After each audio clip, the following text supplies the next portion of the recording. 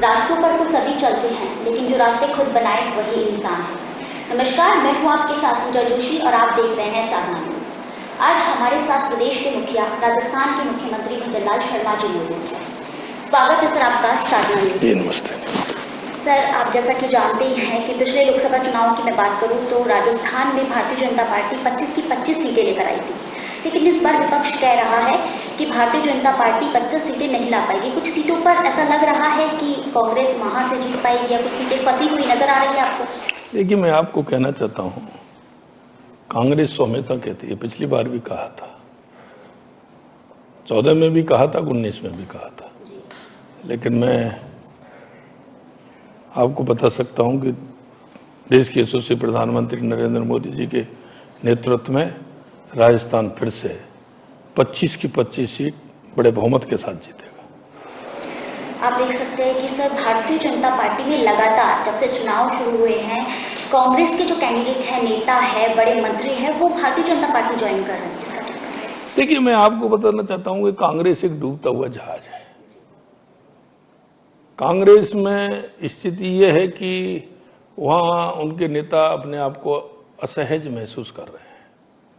उनको पता है कि इस कांग्रेस का ज्यादा अब चलना नहीं है, क्योंकि जिसकी नीति और नीयत ठीक नहीं हो, नेता उनके पास नहीं हो, तो उस दल का यही होता है। वो भारतीय जनता पार्टी में विश्वास करते हैं कि भारतीय जनता पार्टी की नीति, नीयत और उनका नेता बिल्कुल स्पष्ट है। राजस्थान में जल संकट भी एक मुद्दा है, इस पर आपकी क्या परियोजनाएं रही? हम कर रहे हैं। हमारी सरकार को, जैसे हमारी सरकार बनी, हमने तुरंत ही हमारी ERCP का मुद्दा हो या हमारा यमुना जल समझौता हो, दोनों हमने किए हैं।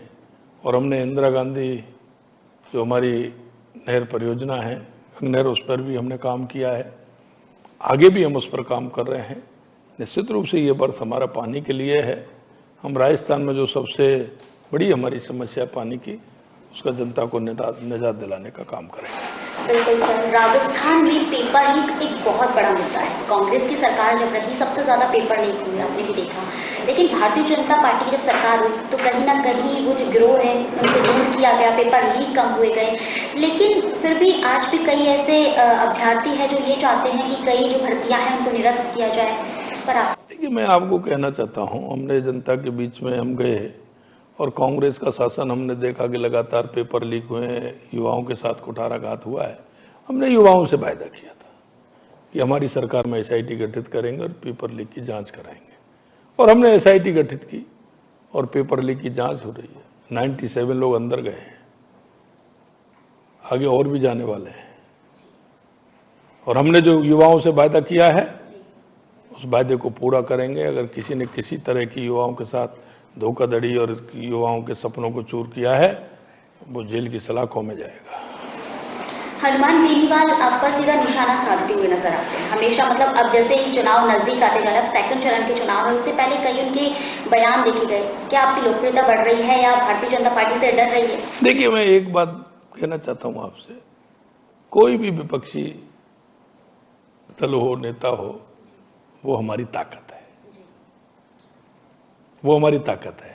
हम कहते हैं और हम ये भी कहते हैं कि विपक्ष हमारे विषयों को उठाए, जिससे हमको ताकत मिले, हम 4 गुनी ताकत से काम करें। इस चुनाव में राम मंदिर भी कहीं ना कहीं कारगर सिद्ध होगा। क्या दिल जीत पाएंगे इस बार प्रधानमंत्री? देखिए, मैं एक कहना चाहता हूं आपसे, राम हमारे रोम रोम में है। राम हमारे आस्था के प्रतीक है, हमारी संस्कृति के प्रतीक है, हमारे राष्ट्र के प्रतीक है। विकसित भारत संकल्प को आप कैसे देखते हैं? देखिए, विकसित भारत संकल्प को मैं इस तरह से देखता हूं कि देश के यशस्वी प्रधानमंत्री नरेंद्र मोदी जी ने जितनी उनकी योजना है, गरीब कल्याण की योजना, विकास की योजना, उनको धरातल पर लाने का काम किया है। और विकसित भारत संकल्प के माध्यम से उन्होंने उन योजनाओं की मॉनिटरिंग की है, उनका परीक्षण किया है कि कितनी धरातल पर उतरी है और कितने को हम लाभ दिला सकते हैं। ये देश के अंदर अगर किसी सरकार ने किया तो वो मोदी जी की सरकार ने किया है। और यही कारण है कि जनता विश्वास करती है, मोदी जी पर विश्वास करती है, मोदी जी की एक एक बात पर विश्वास करती है।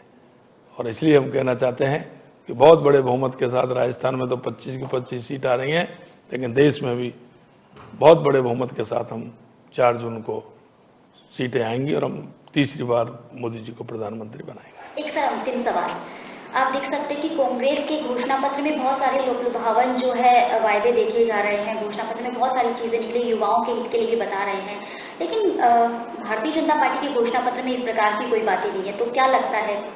देखिए, मैं कहना चाहता हूं आपसे, कांग्रेस को सिर्फ घोषणा करनी होती है।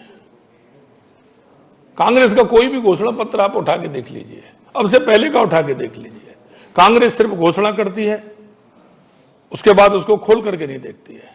भारतीय जनता पार्टी जो संकल्प पत्र में वायदे करती है वो एक एक वायदे को पूरा करती है। और आज भी मैं आपके माध्यम से कहना चाह रहा हूं, राजस्थान की सरकार ने हमारी ने जो वायदे किए हैं, हम एक एक वायदे को पूरा करेंगे। और केंद्र की हमारी सरकार ने जो 2014 में वायदे किए वो पूरे किए, 19 में किए वो वायदे पूरे किए, और 24 में जो हमने वायदे किए वो भी हम पूरा करेंगे, क्योंकि हम जो कहते हैं वो करते हैं देश के यशस्वी प्रधानमंत्री नरेंद्र मोदी, इसीलिए जनता का विश्वास है। बहुत बहुत धन्यवाद सर आपका साधना न्यूज को इतना समय देने के लिए। Thank you sir.